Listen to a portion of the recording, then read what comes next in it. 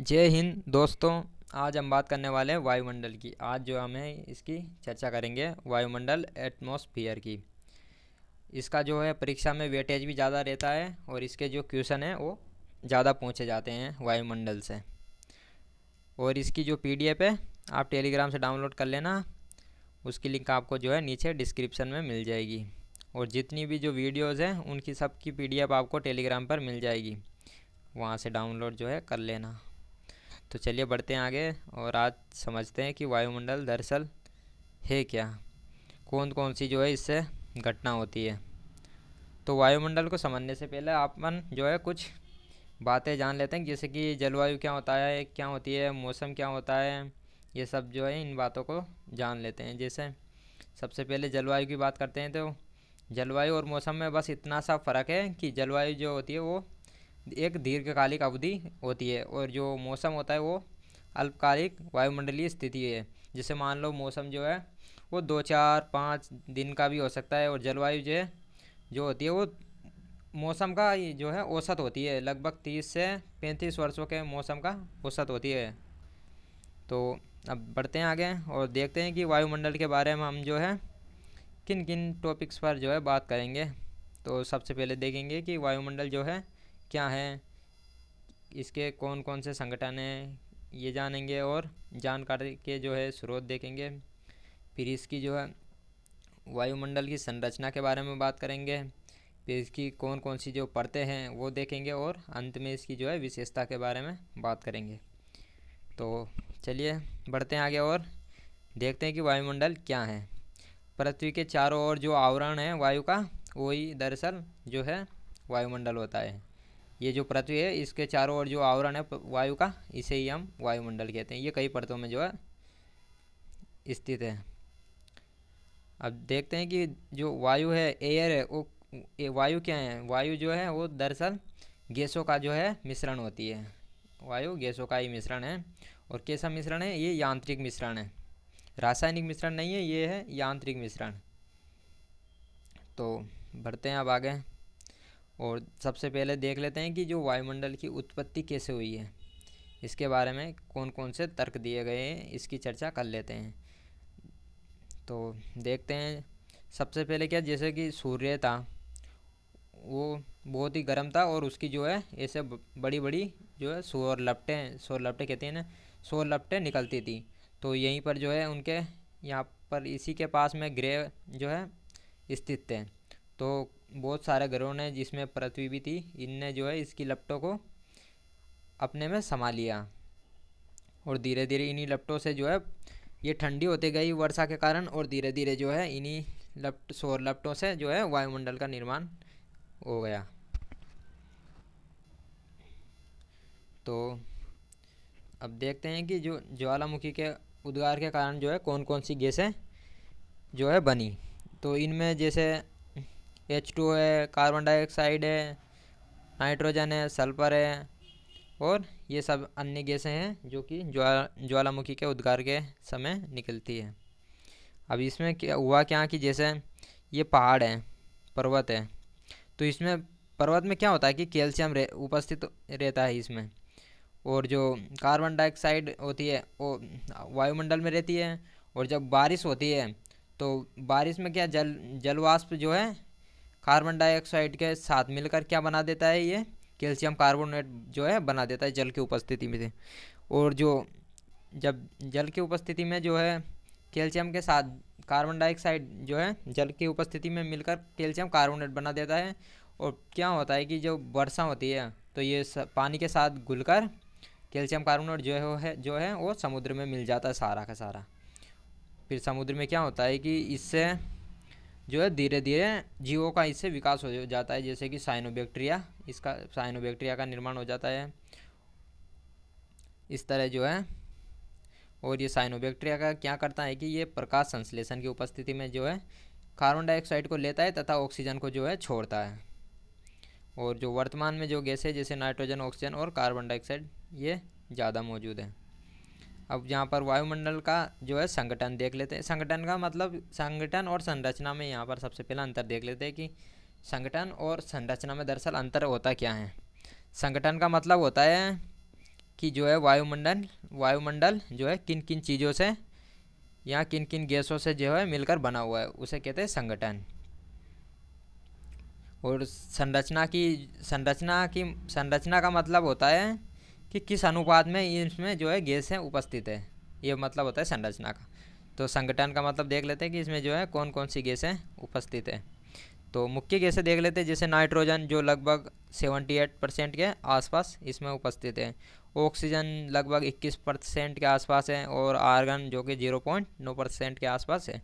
इस तरह कुल मिलाकर अगर इन तीनों की गैसों की बात करें, नाइट्रोजन, ऑक्सीजन और आर्गन, तो कुल ये इनका परसेंट हो जाता है 99.9%। इन तीनों गैसों को मिलाकर ही जो है लगभग 99.9% हो जाता है। अब यहाँ ये मुख्य गैसें हैं।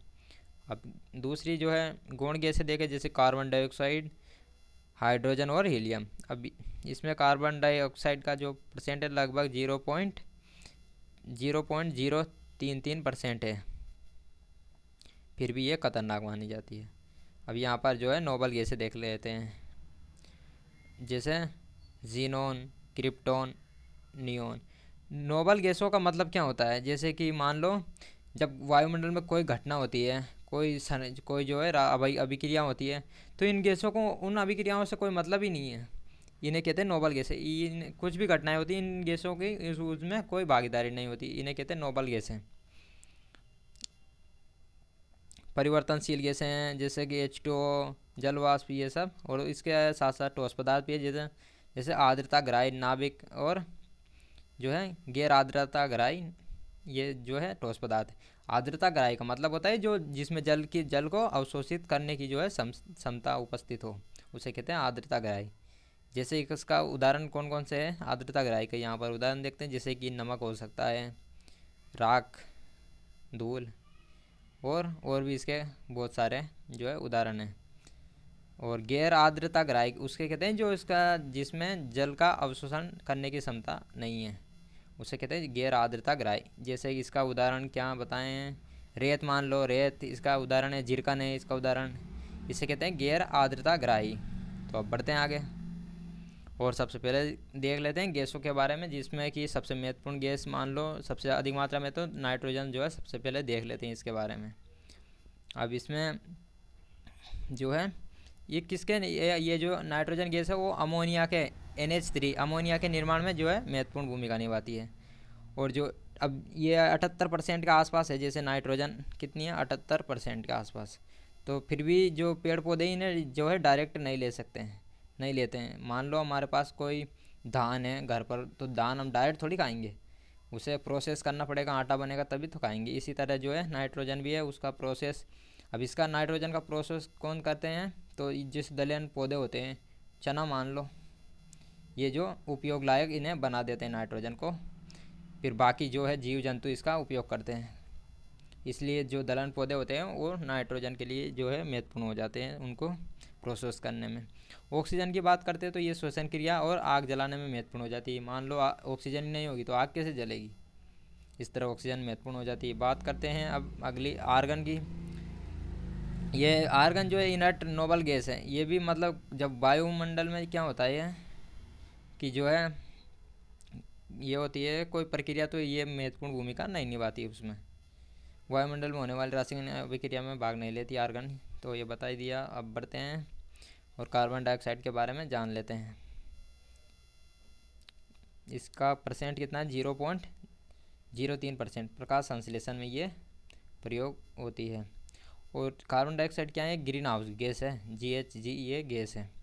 जैसे ग्रीन हाउस गैस का मतलब क्या हुआ कि जैसे मान लो यहाँ पर समझते हैं, जैसे कि ये सूर्य है और सूर्य से शॉर्ट वेव, इसे के शॉर्ट वेव्स लघु तरंगे पृथ्वी पर जो है आती है, पृथ्वी की सतह पर आती है। तो ये क्या करती है कि इन तरंगों को शॉर्ट वेव छोटी तरंगों को तो आने देती है, लघु तरंगों को तो आने देती है, लेकिन पृथ्वी से जो है वो लॉन्ग, ये जो होती है दीर्घ तरंगे, लॉन्ग वेव्स, इनको जो है वापस नहीं जाने देती है। इसलिए जो पृथ्वी पर ये क्या करती है, गर्मी उत्पन्न करती है। इसी को कहते हैं ग्रीन हाउस गैस। इसलिए कार्बन डाइऑक्साइड जो है खतरनाक गैस हो जाती है। अब यहाँ पर बात करते हैं जलवाष्प के बारे में। जलवाष्प क्या होता है, जैसे कि ये सूर्य से ये ये जो है लघु तरंगे आ रही है। अब ये यहाँ पर जो है जलवाष्प है उपस्थित है। अब ये कुछ गैस कुछ जो है कुछ तरंगे तो होती है वो अंदर चली जाती है, लेकिन ये जो है बाहर नहीं आ पाती है। इस तरह जो जलवाष्प क्या होता है कि ये जो है सर्दी और गर्मी दोनों के लिए जो है साबित होता है। इससे सर्दी भी अधिक होती है और गर्मी भी बढ़ जाती है। तो और मात्रा परिवर्तन इसकी जो है मात्रा परिवर्तित होती रहती है, जिससे आर्द्र जो विषुवतीय क्षेत्र वहाँ पर इसकी जल वाष्प की मात्रा जो है 4% के आसपास पहुँच जाती है, और जो ध्रुवीय क्षेत्र है वहाँ पर 0 से 1% तक हो जाती है। कितना डिफरेंस हो जाता है इनमें। अब ठोस पदार्थ जैसे इनकी बात कर ली थी, जैसे कि आर्द्रता गहराई, ये आर्द्रता गहराई जिसमें जल धारण करने की क्षमता होती है, जैसे नमक, राख और अमोनिया, इसका ये पहले ही बता दिया। और गैर आर्द्रता गहराई जिसमें जल धारण करने की क्षमता उपस्थित नहीं, जैसे रेत, जिरगन और क्वार्ट्ज। अब आर्द्रता गहराई जो है ये वर्षा कराने के लिए महत्वपूर्ण हो जाते हैं। अगर ये नहीं होंगे आर्द्रता गहराई जो है तो इनकी वजह से ही वर्षा होती है। और जो गैर आर्द्रता गहराई है ये भी जो है महत्वपूर्ण हो जाते हैं। गैर आर्द्रता गहराई क्यों महत्वपूर्ण हो जाते हैं, क्योंकि जब सूर्य की जो सनलाइट आती है तो ये क्या काम करते हैं, जैसे रेत, जिरकन, क्वार्टजाइट, ये रिफ्लेक्ट कर देते हैं सूर्य के प्रकाश को, इसलिए ये महत्वपूर्ण हो जाते हैं, परावर्तन कर देते हैं, प्रकीर्णन कर देते हैं। अब वायुमंडल की संरचना जो है इसका टॉपिक आ जाता है, तो इसको हम जो है नेक्स्ट वीडियो में देखेंगे। और ये पीडीएफ जो है आप टेलीग्राम से डाउनलोड कर लेना, वहाँ जो है इसकी टेलीग्राम पर आपको इसकी पीडीएफ, संपूर्ण पीडीएफ आपको मिल जाएगी। और जितनी भी जो लेक्चर्स हुए हैं अभी तक वो सब पीडीएफ आपको टेलीग्राम पर मिल जाएगी। आप इन सबको जो है वहाँ से डाउनलोड कर लेना। तो मिलते हैं आप अगली वीडियो में।